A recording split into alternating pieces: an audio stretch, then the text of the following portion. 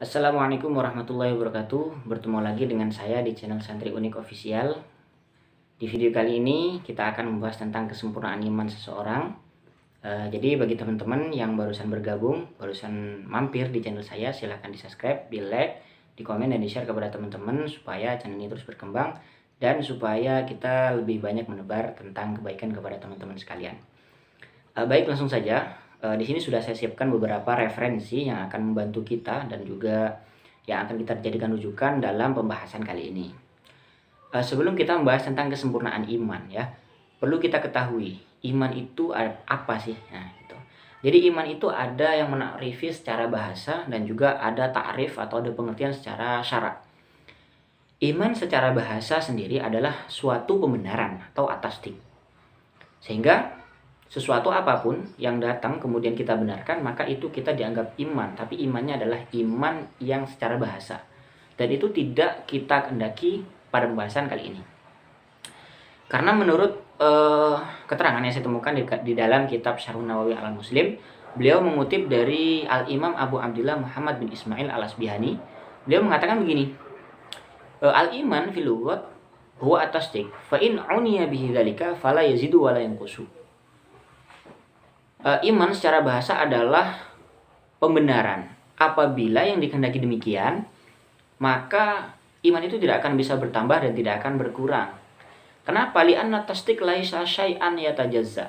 Karena suatu pembenaran itu bukanlah sesuatu benda, bukanlah apapun yang bisa berbentuk atau yang bisa terparsialkan, tidak.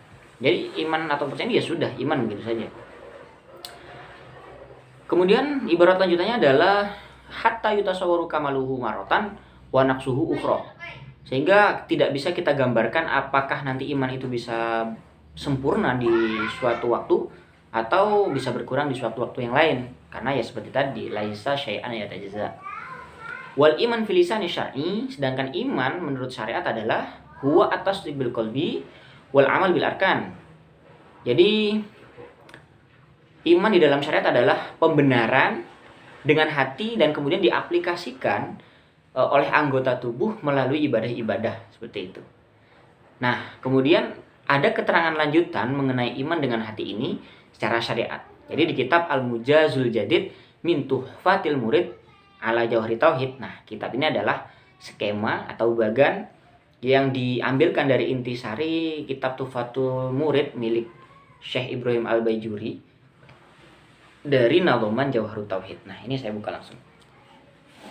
Ini di halaman 23. Nah, ini adalah pengarangnya ya. Untuk pengarangnya adalah Ad-Doktor Umar Abdullah Kamil. Ya, ini ulama sudah kekinian ya. Wa fussiral imanu bit tasdiqi. Ulama menafsiri iman dengan makna tasdik, pembenaran. Lalu apa sih pembenaran itu? Nah, di sini at-tasdiq al-ma'hud syar'an wa huwa tasdiqun nabi. Jadi maksudnya adalah pembenaran yang ada kaitannya, ada keterikatan dengan syariat, yaitu pembenaran kepada Nabi Muhammad sallallahu alaihi wasallam. Dalam segi apa? Fi kulli ma jaa bihi wa ulima min ad-din bid-darurah. Ai ulima min adilatid din bi syabhid darurah. Kemudian dengan di apa sih pembenaran dalam masalah apa? Fi kulli ma jaa bihi, dengan setiap apapun yang dibawa oleh Nabi, ya tentunya syariat ya. Wa ulima minadin bidoroh, dan itu bisa diketahui dengan agama secara pasti, ya itu biasanya diketahui bahwa ini wajib, ini sunnah, ini haram gitu. Terus tasdikun Nabi itu gimana? Apa kita cukup dengan pembenaran? Kita cukup mempercayai begitu saja? Ibarat selanjutnya adalah wal murad bi tasdiqin Nabi fi dzalika al id'an lima jaa bihi wal qabul lahu. Jadi pembenaran kepada Nabi itu adalah apa? Kita percaya kepada Nabi itu apa sih? Ada al-id'an, ada keterikatan, ada kepatuhan, ada ketundukan hati. Lima ja'abihi, dengan sesuatu yang dibawa oleh Rasulullah Shallallahu Alaihi Wasallam. Wal qabul lahu, dan memang kita menerima dengan lapang dada gitu. Walaisal murad wuqu'an nisbatit sidqi ilaihi fil qalbi min ghairi id'an. Dan yang dikehendaki itu bukan hanya membenarkan atau bukan hanya saja mengiyakan tentang sesuatu apapun yang dibawa Rasulullah SAW tanpa adanya kepatuhan, tanpa adanya kekuatan di sana. Karena jika demikian, nah ini ada lanjutannya. Karena jika kita hanya menafsiri hanya dengan pembenaran Nabi, sehingga hatta yalzam al-hukmu bi imani kasirin minal kufar alladzina kanu ya'rifuna haqiqatan nubuwwatihi wa risalatihi sallallahu alaihi wasallam. Sehingga bisa jadi kalau demikian kita akan menghukumi keimanan orang-orang kafir yang mereka itu sebetulnya tahu tentang hakikat kenabian Rasulullah SAW. Nah, mereka tahu tapi mereka tidak id'an, tidak menancapkan dalam hati. Nah, sehingga itu yang menjadikan mereka tetap kafir. Nah, kita sudah mengetahui iman ya. Jadi kemudian ini saya masuk ke dalam pembahasan yang agak inti. Di sini saya mengambil keterangan dari kitab Qomiyut Tughyan ala Mandumati Syu'abil Iman. Ini karya ulama Indonesia. Asy Zainuddin bin Ali bin Ahmad Asy-Syafi'i Al-Malibari ya. Jadi di sini ada nadhaman begini bunyinya. Imanuna bid'un wa ainun syu'batan yastakmilanha ahlu fadlin ya'zumu. Jadi iman itu ada banyak cabang, lebih dari 70 cabang. Jadi ini masalah tingkat keimanan. Sehingga nah ini berdasarkan hadis.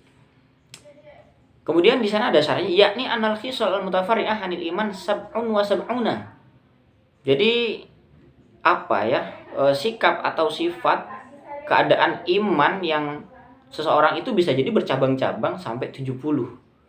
Nah, ini juga dulu pernah saya pernah dulu juga ngaji di Tajwidus Sholeh, bid'un wa sab'una itu adalah lebih dari 70 bahkan gitu.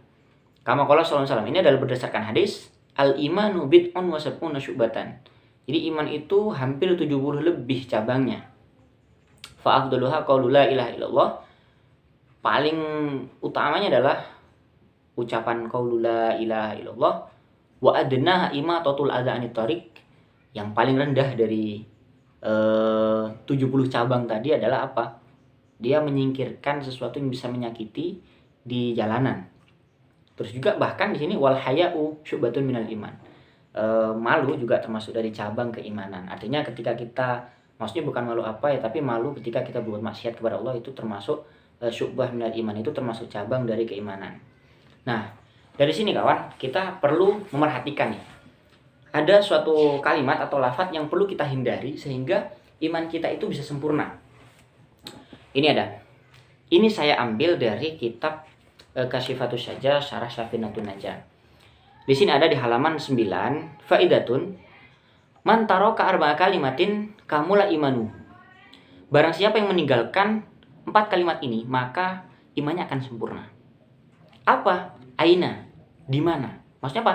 Di mana Allah? Kemudian wa kaifa. Kaifa bagaimana? Kaifa bagaimana Allah misalnya. Wa mata. Kapan? Kapan Allah muncul? Wa kam, dan berapa Allah? Nah, 4 kalimat ini mestinya tidak dikatakan atau tidak dipertanyakan oleh seorang mukmin atau muslim.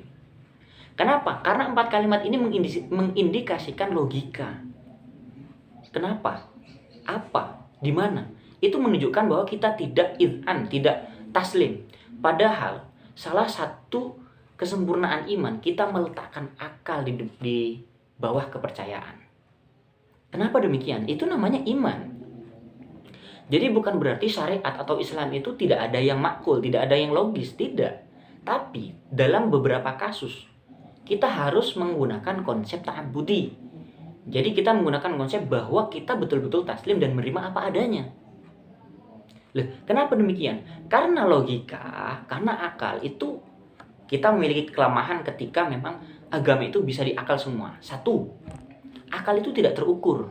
Ketika kamu menemukan jawaban dari suatu permasalahan yang kamu akalkan, maka di lain kesempatan kamu akan mempermasalahkan terhadap jawaban kamu kembali. Itu namanya nggak terukur. Yang kedua, logika seseorang atau akal seseorang terkadang bisa dikalahkan oleh logika orang lain.